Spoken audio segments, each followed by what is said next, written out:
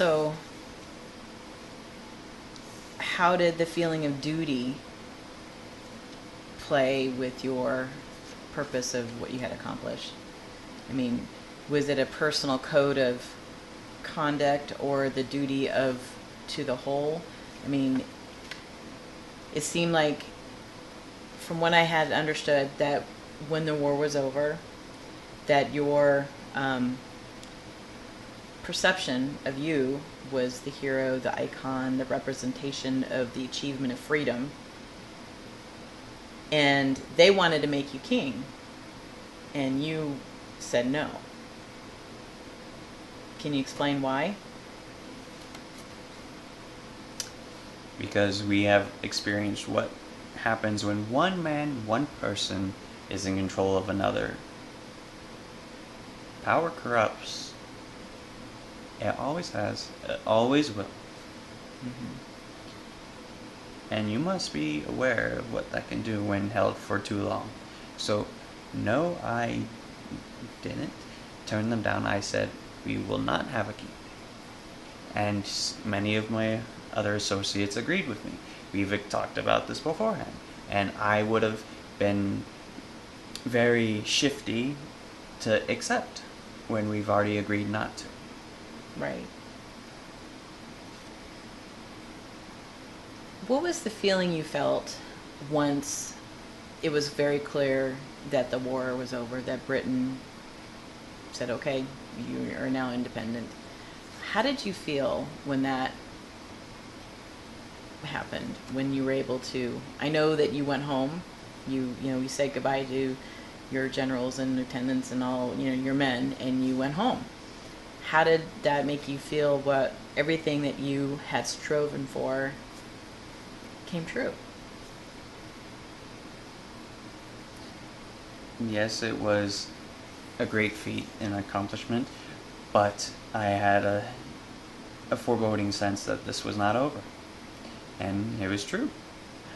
For those of us who actually have to continue on in our independence, some of us are just soldiers, not politicians, and thus trying to play as such did not end well. Was it easier for you to accept to be the first president of our nation because you were comfortable with your leadership role and how you managed what you needed to do? Was that so? It's just a different outlet of it. I mean, Mm-hmm. Presidency then from presidency now is drastically different. right. Back then, it was more of the reconstruction effort. Well, you were creating a country from what you didn't want from where you came from. Yes, exactly, but you have to realize there is much damages in the war, so reconstruction was at the forefront of these. Right. Also, not only that, having to pay a couple of dividends to families who've lost their loved ones and the sacrifice for this great country. And the resources, I would imagine. Yes, and also not only that, establishing the government as well as an economy. Right, because the economy was driven by that time, what? Tobacco and, I don't know. And trade goods. And trade goods, yeah. And then there's also the fact of the military. Now that they've accomplished the goal, they actually are requiring upkeep. Right. All those things factor in.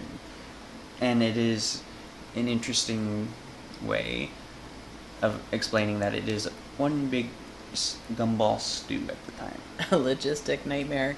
So, John Adams, was he a good counterpoint to you when you were president? Did he help you with seeing different perspective? Yes, he did. He explained to me that immediate action or an appliance of force is always not the best course of action. Really? Yes, really. So, there had been times where those of us who are in the early stages, we had a little bit of riots here and there, complaints, those trying to get a piece of the colonies for themselves. Take advantage and Yes, different factions rising up within America.